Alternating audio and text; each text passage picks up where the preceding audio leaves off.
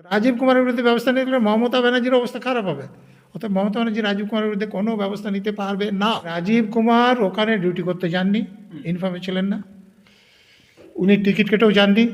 তাহলে উনার বিরুদ্ধে এইটা জানা উচিত যে আপনি তাহলে বেআইনিভাবে ওখানে ঢুকলেন কেন, এবং মেসির সঙ্গে গিয়ে আপনি প্লিজ প্লিজ করতে লাগলেন কেন।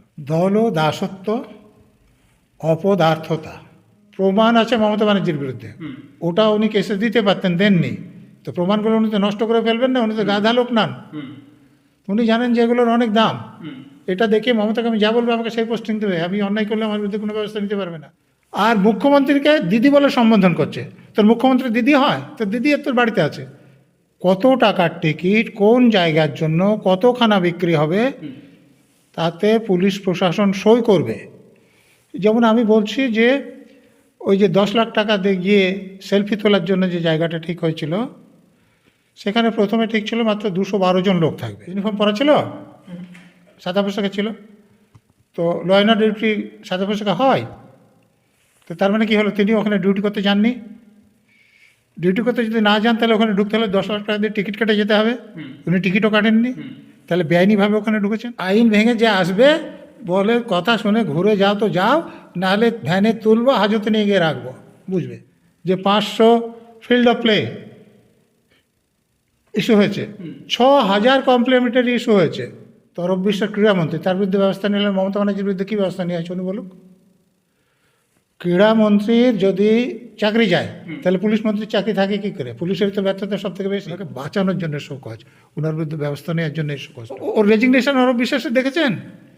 ক্রীড়ামন্ত্রী ক্রীড়া বানান জানেন না, ক্রীড়াঙ্গন বানান জানেন না। বুঝুন আমাদের দেশের লজ্জা কীরকম। পুলিশের লোকদের, পার্টির লোকদের নিয়ে ষড়যন্ত্র করে উনি বহু কোটি টাকা এর থেকে দুর্নীতি করতে চেয়েছিলেন। সেটা এত বেশি করে ফেলেছেন যে ওটা এখানে ধস নেমে গিয়েছে, ফলে তিনি গাড্ডায় পড়েছেন। অভিষেক ব্যানার্জি এই পশ্চিমবঙ্গ রাজ্য সরকারের কে হতো? কেউ না। ও একজন এমপি, কেন্দ্রীয় পার্লামেন্টের সদস্য। এ রাজ্য সরকারের ব্যাপারে কথা বলার অভিষেক ব্যানার্জির কোনো অধিকার নেই। স্যার, প্রথমে যে ব্যাপারটি উঠে আসছে, পুলিশের নিষ্ক্রিয়তা, যুব ভারতের যে ঘটনাটি ঘটলো, পুলিশের নিষ্ক্রিয়তা এবং তারপর শোকজ। এই নিষ্ক্রিয়তা এবং শোকজ কি? নিষ্ক্রিয়তা নাই, দল ও দাসত্ব, অপদার্থতা। দেখুন, আমাদের দেশের আইন অনুসারে কোনো সংগঠকরা কোনো যদি অনুষ্ঠান করতে চায়, তাহলে সেই অনুষ্ঠানের জন্যে তারা বিজ্ঞাপন প্রথম দিতে পারবে যদি প্রশাসন অনুমতি দেয়, এবং অনুমতি দিলে কত টাকার টিকিট, কোন জায়গার জন্য কতখানা বিক্রি হবে, তাতে পুলিশ প্রশাসন সই করবে। যেমন আমি বলছি যে ওই যে 10 লাখ টাকা দিয়ে গিয়ে সেলফি তোলার জন্য যে জায়গাটা ঠিক হয়েছিল, সেখানে প্রথমে ঠিক ছিল মাত্র 212 জন লোক থাকবে। তো এর পরে যেটা হয়েছে, ধরুন যে মুখ্যমন্ত্রী মমতা ব্যানার্জির বাড়ির লোকজন, অরূপ বিশ্বাসের বাড়ির লোকজন, সুজিত বোসের বাড়ির লোকজন, কোনো ভাইপোর কাছের লোকজন, কোনো অভিনেত্রী, অভিনেতা, মানে শাসক দলের যারা নেতা, সকলে মিলে সেখানে চলে গিয়েছে। আপনারা খবরের কাগজে হয়তো দেখেছেন যে 500 ফিল্ড অফ প্লে ইস্যু হয়েছে, 6000 কমপ্লিমেন্টারি ইস্যু হয়েছে। আর যত লোকের ওখানে বসার জায়গা আছে তার থেকে বেশি টিকিট বিক্রি হয়েছে। তো তাহলে যে সেই লোকগুলো, পুলিশের লোকরা সেখানে যে ছিল, তারা যদি ডিউটি করতো, ওই যে 212 জনের বেশি তো ওখানে ঢুকতে পারতো না। 212 জনের বেশি, কিন্তু 212 জন শুধুমাত্র ঢুকলে ওখানে গণ্ডগোল হতে পারতো না। কিন্তু বেশি ঢুকেছে কেন? আপনারা রাজ্য পুলিশের ডিজির কথা বলছেন, ওই 10 লাখ সেলফি এলাকায় তাকে কোন পোশাকে আপনারা দেখেছেন? ইউনিফর্ম পরা ছিল, সাদা পোশাকে ছিল। তো ল অ্যান্ড অর্ডার ডিউটি সাদা পোশাকে হয়। তো তার মানে কি হলো, তিনি ওখানে ডিউটি করতে যাননি। ডিউটি করতে যদি না যান তাহলে ওখানে ঢুকতে হলে 10 লাখ টাকা দিয়ে টিকিট কেটে যেতে হবে। উনি টিকিটও কাটেননি, তাহলে বেআইনিভাবে ওখানে ঢুকেছেন।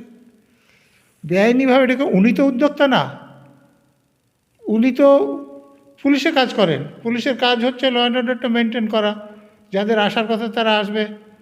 অন্যরা যেমন পুলিশের লোকেরা বলে দিয়েছে যে জলের বোতল ভিতরে ঢুকবে না, কিন্তু হাজার হাজার বোতল জলের ভিতরে আছে। আমি 20 টাকার বোতল 200 টাকা বিক্রি হচ্ছে। এই প্রতিটা বোতলে যে 180 টাকা লাভ হচ্ছে, সেটা কারা ভাগ করছে? পুলিশের লোকেরা না পার্টির লোকেরা? কারা ভাগ করছে? তো এইটা করেছে। এখন রাজীব কুমারের কথা আসি। তাহলে রাজীব কুমার ওখানে ডিউটি করতে যাননি, ইনফর্মে ছিলেন না, উনি টিকিট কেটেও যাননি।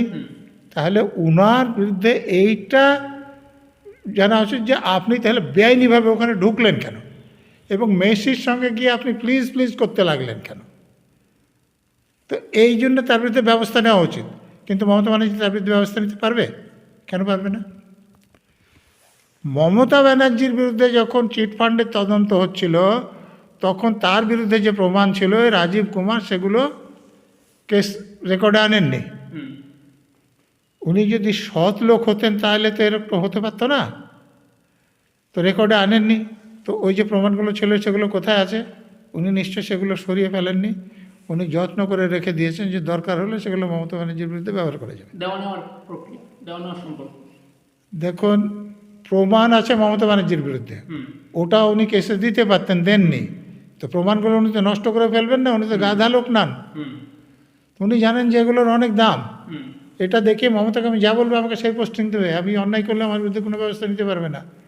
তো রাজীব কুমারের বিরুদ্ধে ব্যবস্থা নিলে মমতা ব্যানার্জির অবস্থা খারাপ হবে।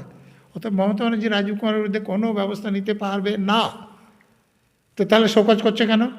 এই যে রাজীব কুমার ফেঁসে যাচ্ছে বেআইনিভাবে ওখানে ঢুকেছে, সেইটা থেকে বাঁচানোর জন্য 24 ঘন্টার মধ্যে উত্তর দিয়ে বলছে। এত তাড়াতাড়ি কেন? 24 ঘন্টার মধ্যে যা হোক একটা সাবধান কিছু লিখে দিয়ে দিলেন। তারপরে বললেন যে ওনার বিরুদ্ধে কিছু পাওয়া যায়নি, উনি কোনো দোষ করেননি। ওনাকে বাঁচানোর জন্য শোকজ, ওনার বিরুদ্ধে ব্যবস্থা নেওয়ার জন্য এই শোকজটা নয়। মানে এই শোকজটাকে যে এত হাইপে আনা হচ্ছে, এত বড় করে দেখানো হচ্ছে বিভিন্ন বড় মিডিয়াতে, তো এটা শুধুমাত্র রাজীব কুমারকে বাঁচানোর জন্যই? আমার ব্যক্তিগত বোধ সম্পূর্ণ, নাহলে রাজীব কুমারের বিরুদ্ধে ব্যবস্থা নেওয়ার মমতা ব্যানার্জির ক্ষমতা নাই। কারণ রাজীব কুমারের কাছে মমতা ব্যানার্জির ওই চিটফান্ড কাণ্ডে টাকা নেওয়ার প্রমাণ আছে। এই সমস্ত বিষয়ে যুবভারতী কাণ্ড, এই সমস্ত বিষয়ে অভিষেক বন্দ্যোপাধ্যায় কিছু বলেছিলেন না, কিন্তু এই রিসেন্ট তিনি বলেছেন যে আমাদের দিকেই কেন বারবার প্রশ্নচিহ্ন করা হয়। তিনি পশ্চিমবঙ্গের ঘটনা আবারও পশ্চিমবঙ্গের বাইরে নিয়ে যাচ্ছেন, বলছেন দিল্লির ঘটনা হলে কেন কেন্দ্রীয় সরকারকে ডাকা হয় না, কেন্দ্র সরকারকে প্রশ্ন করা হয় না, এখানে কেন্দ্র সরকার করে। তো অভিষেক ব্যানার্জি এই পশ্চিমবঙ্গ রাজ্য সরকারের কে হতো? কেউ না। ও একজন এমপি, কেন্দ্রীয় পার্লামেন্টের সদস্য। এ রাজ্য সরকারের ব্যাপারে কথা বলার অভিষেক ব্যানার্জির কোনো অধিকার নেই। সেটা মমতা ব্যানার্জি বলতে পারে, তিনি মুখ্যমন্ত্রী। তো এটা প্রশ্ন করবে না যে তিনি পুলিশ মন্ত্রী। পুলিশ মন্ত্রীর একটা দায়িত্ব না আইন শৃঙ্খলা রক্ষা করা। তো সে আইন শৃঙ্খলা রক্ষা না করে পুলিশের লোকদের, পার্টির লোকদের নিয়ে ষড়যন্ত্র করে উনি বহু কোটি টাকা এর থেকে দুর্নীতি করতে চেয়েছিলেন। সেটা এত বেশি করে ফেলেছেন যে ওটা এখানে ধস নেমে গিয়েছে, ফলে তিনি গাড্ডায় পড়েছেন। আরও একটি বক্তব্য রাখছেন, তিনি বলছেন এই ঘটনায় সমস্ত উচ্চপদস্থ ব্যক্তিদের বিরুদ্ধে যথাযথ ব্যবস্থা করা হয়েছে। সত্যি কি যথাযথ ব্যবস্থা হয়েছে স্যার? উচ্চপদস্থ সব থেকে তো অফিসার উনার মমতা ব্যানার্জি কে হন? তিনি তো পুলিশ মন্ত্রী। তরফ বিশ্বাস ক্রীড়ামন্ত্রী, তার বিরুদ্ধে ব্যবস্থা নিলেন। মমতা ব্যানার্জির বিরুদ্ধে কী ব্যবস্থা নিয়ে আছে উনি বলুক? ক্রীড়ামন্ত্রীর যদি চাকরি যায় তাহলে পুলিশ মন্ত্রীর চাকরি থাকে কী করে? পুলিশের তো ব্যর্থতা সব থেকে বেশি। পুলিশ যদি ল অ্যান্ড অর্ডারটা সামলাতে পারতো, কাউকে না ঢুকতে দিত, তাহলে তো কিচ্ছু ঘটতো না। তাহলে পুলিশ মন্ত্রীর চাকরি যাবে না কেন? স্যার এই সমস্ত বিষয়টা আপনি কীভাবে দেখতেন? আপনি যদি ওই মুহূর্তে উপস্থিত থাকতেন বা ওই ঘটনার পরবর্তীতে ধাপ আপনার কি হতো? শুনুন, প্রথমে আমি 212 জনেরও ওখানে অনুমতি দিতাম না। যে কজন থাকলে ওখানে গণ্ডগোল হবে না সেটা দিতাম।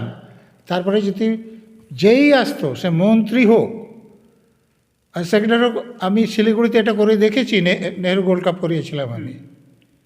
ও সরকারি অফিসার হোক, আমার পুলিশের অফিসারকেও আমি অ্যারেস্ট করেছিলাম।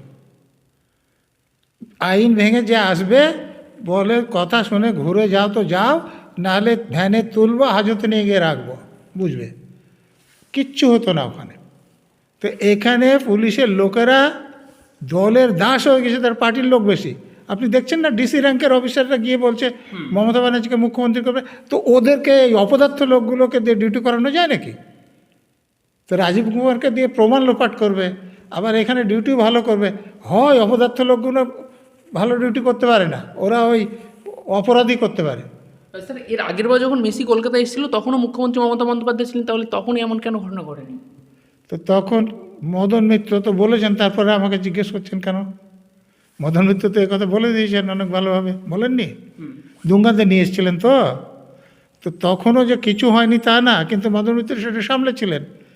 কিন্তু আপনার অরূপ বিশ্বাস যদি এরকম হয় যে ও গিয়ে একবার কোমর ধরে ছবি তুলছে, একবার ঘাড়ে পড়ে ছবি তুলছে, একবার লোকজনটা দিয়ে আঁচড় কাটছে, তো এ তো কী বলবো, ওর রেজিগনেশন অরূপ বিশ্বাসের দেখেছেন?